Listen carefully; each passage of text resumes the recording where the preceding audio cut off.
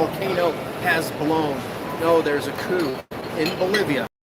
It happened this afternoon. The first wave was repelled, pretty much without bloodshed. I want to give you a little bit of breakdown on this because there's a ton of fake news. I'm sorry about the background noise. I'm in the Mexico City airport to get out to Panama City because there's this wave of freedom in the Americas. I need my ticket money, by the way.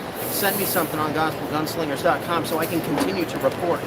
Talking about Bolivia, I did extensive reports in 2019 when there was a prior attempt to restore this nation, to take it out of the hands of the narco government, to take it out of the hands of the communism and the Soviet and now recently the Chinese orbit. And there was a Christian president in for 1 year. She was pushed out at the height of COVID. The whole swamp fought against her. She tried to go in and do a I would call it a half-hearted Bukele-style crackdown, but there were so many forces against her.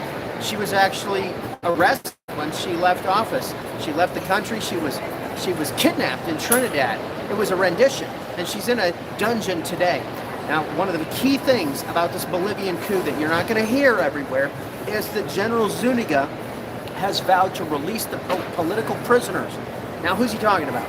Janina Áñez Chávez, the legitimate president of that nation. What if Donald Trump was in jail? Okay, being stolen from him is one thing, but then him being in prison, that's completely another. Bolivia to actually happen, which is why I'm telling America, hey, watch out. There's other presidents and ex-presidents that have died suspiciously, that have been thrown into irons, that have fled their countries because of persecution, like Lenin Moreno of Ecuador, a close friend of Donald Trump. So let's just look at a few facts on this Bolivian coup. Now, this is all happening in a matter of hours. We're dealing with very limited information, but there are some serious indications to show us what's going on and what's not. So let me hit the two main positions on this, both of which are wrong. My friend Gerardo Fernandez Noroña, who's one of the top politicians in Mexico and was a front-runner for the presidency until finally Claudia Sheinbaum pulled ahead of him to represent the Morena party. He is representing the communist line. Andrés Manuel, the president of Mexico, is on board with this. Now, he generally, coming from the left, supports leftists, to include Castillo, who tried to flee in Ecuador, and others. Evo Morales, he gave Evo Morales asylum. Gerardo Fernandez Noroña greeted him on the tarmac with a big hug, saying, "Camarada, comrade."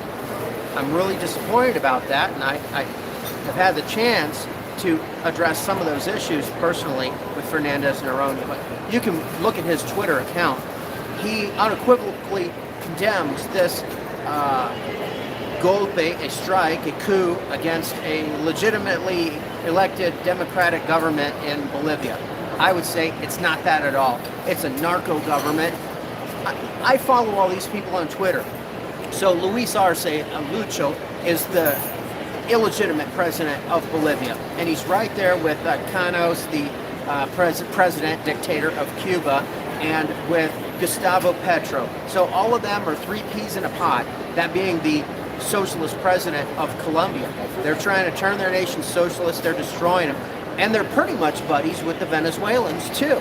When Janina Áñez Chávez took power, and if you want to break down all of this in print, it's on my blog. I'm moving quickly because I only have a few minutes of data and then I have to get off. Subscribestar.com/GospelGunslingers, or you can go to GospelGunslingers.com and hit the linked S's button, the Subscribestar button, which will take you to my blog. And you go down to 2019, and in November, all this happened, and Janina Áñez Chávez took power, entered into the presidential palace with her Bible, her little purple girl Bible. It was so cute. And she said, "This was not allowed in the presidential palace. We've had an atheistic, communistic government, and now the Bible is allowed in the presidential palace," the famous Casa Quemada, the burned house. Behind that is a skyscraper that Evo Morales built with all the money he plundered from his nation. Hopefully, the coup plotters will level that place tonight as an example that they're not going to allow to stand anything that Evo Morales built with his drug money and his illicit gain. So you can look at what happened on my blog when Janina Áñez Chávez took power. She was only in charge for 1 year. She sent the military out into the cocaine regions. And you know what all the cocaine producers did? They cried racism, because a lot of them are indigenous, and they cried foul.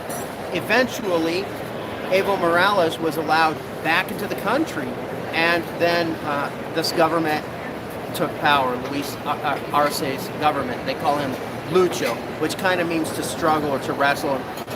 It's a word used for a lot of things in Spanish. Luchar, luchador. It means people that are fighters and strugglers or professional wrestlers. But it's also the word used in Hitler's Mein Kampf, my struggle.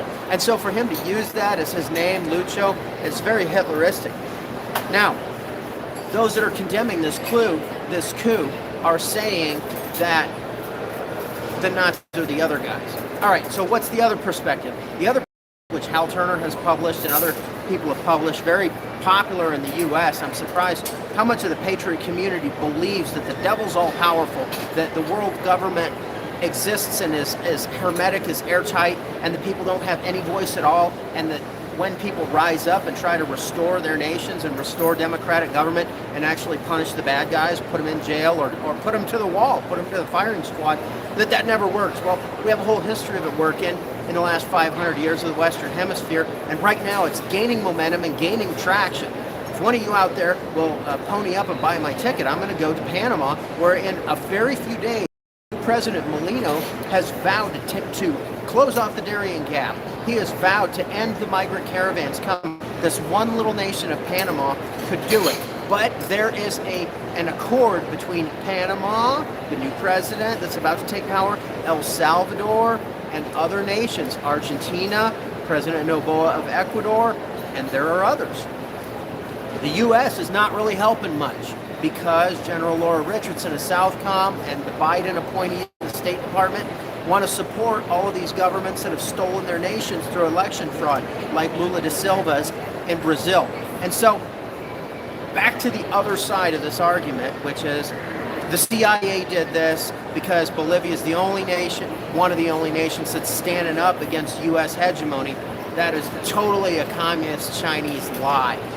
Bolivia is fed up with having a narco government and the people not having law and order and not having a chance in their nation. They're totally fed up with it.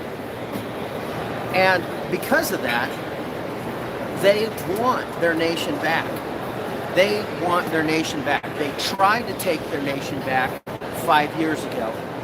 If General Zuniga, and even though, listen, General Zuniga withdrew from the Casa Quemada, he withdrew from the presidential palace with his troops in their armored vehicles. On my Twitter, I'm breaking in the door. My data's gone, guys. I gotta go. On the cover of this video is General Zuniga face-to-face with Luis Arce, the illegitimate president.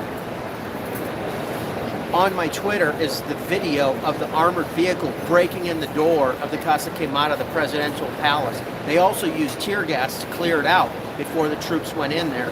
Now, General Zuniga has withdrawn, and Lucho says he's fired. But what we will see is whether the nation rises to depose this illegitimate government overnight, whether government structures are destroyed, whether these people who resisted, who refused to stand down and to relinquish power are flatly shot to death. We will see about that. And there's going to be a lot of crying. There already is. But I'm telling you that if Zuniga takes power and releases Janina Áñez Chávez, the legitimate president of the nation of Bolivia, this is real. And this is the voice of the people, and it's the voice of God answering their prayers. Hey, if you have any more questions, reach out to me on GospelGunslingers.com. Send me a donation. I need to get to the next nation, and I don't have my ticket. It's what I'm doing here, standing in the airport all day. Fortunately, all the greats did it. Lester Summerall and others. God bless you all. I'm out of time for now. We'll talk soon.